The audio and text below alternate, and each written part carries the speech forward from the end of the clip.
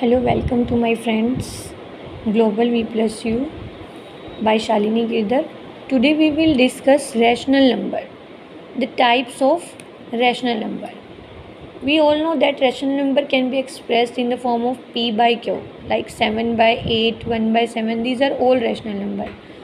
But rational number are categorized into two types by the result. First one is terminating and next one is non-terminating. So how we identify what is terminating rational number and what is non-terminating? So take an example. Like first example is 7 by 8. So by division method we solve 7 by 8. At the end result we see that the remainder is 0. If our remainder is 0, then this division is completely divisible.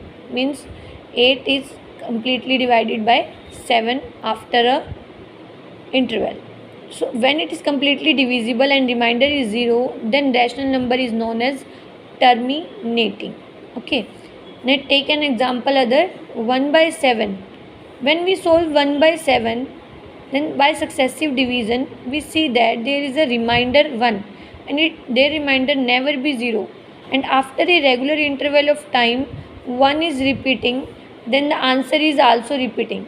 So when the remainder is not 0, then rational number is known as non-terminating and repeating, because after a regular interval of time वो जो quotient है वो बार बार repeat होगा, तो इसलिए उस rational number को हम कहेंगे नॉन टर्मिनेटिंग एंड रिपीटिंग. सो हमारे रैशनल नंबर की कैटेगरीज आपको टू टाइप्स की मिलेगी हमेशा, या तो वो टर्मिनेटिंग होगी या नॉन टर्मिनेटिंग और रिपीटिंग में आएगी. ओके. नाउ क्वेश्चन अराइजेज कि विदाउट एक्चुअल डिवीज़न अगर हमें डिवीज़न नहीं करनी और हमें पता लगाना है कि कोई नंबर है वो हमारा टर्मिनेटिंग है या नहीं है या नॉन टर्मिनेटिंग है, तो हम कैसे डिवीज़न किए बिना पता लगेंगे. ये बाय डिवीज़न मेथड है टर्मिनेटिंग और नॉन टर्मिनेटिंग का. और अब मैं आपको बताऊंगी विदाउट डिवीज़न. तो विदाउट डिवीज़न के लिए हमें डिनोमिनेटर को देखना होता है. डिनोमिनेटर के जो फैक्टर हैं अगर 2 की पावर m और 5 की पावर n की फॉर्म में है, मतलब जो डिनोमिनेटर है उसके फैक्टर 2 और 5 हैं, तो इट मीन्स वो टर्मिनेटिंग होगा. अगर उसके फैक्टर 2 और 5 से अदर हैं तो वो हमेशा नॉन टर्मिनेटिंग होगा. जैसे मैंने एक एग्जांपल लिया 200, तो 200 के फैक्टराइज करते हैं. What are the factors of 200? It becomes 100, again 2, it becomes 50, it becomes 25, it becomes okay. Now what are the factors of 200? 200 के फैक्टर्स आए 2 की पावर 3 एंड 5 की पावर 2. 2 कितनी टाइम्स आ रहा है? 3 टाइम्स. एंड 5 कितनी बार आ रहा है? 2 टाइम्स. अभी मैंने आपको रूल बताया कि अगर डिनोमिनेटर में की जो फैक्टर्स हैं वो 2 की पावर में हैं या 5 की पावर में हैं, प्रेजेंट हैं, तो विदाउट एक्चुअल डिवीज़न आपको पता लग जाएगा कि ये जो रैशनल नंबर है ये कैसा है, टर्मिनेटिंग. मीन्स वो कम्प्लीटली डिविजिबल होगा. Okay.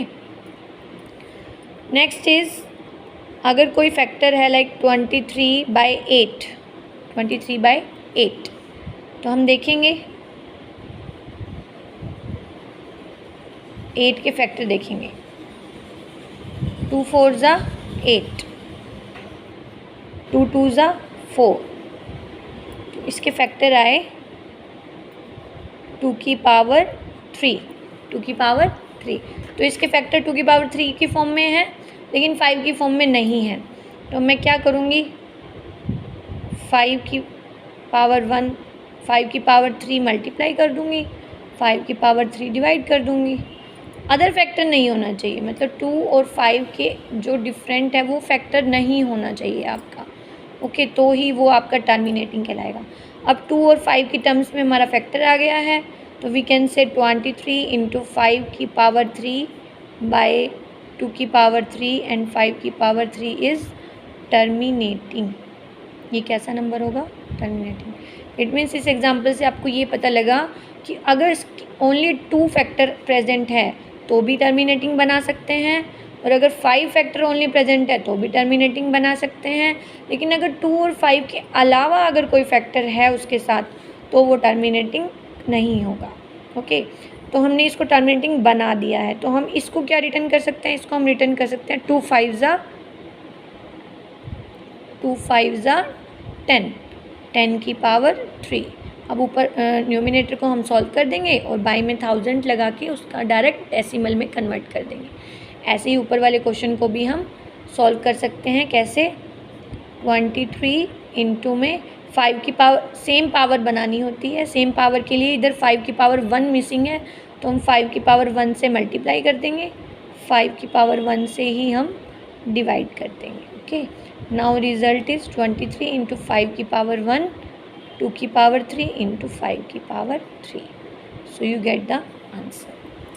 I think you will be completely identified the terminating and non-terminating, and the method you have understood.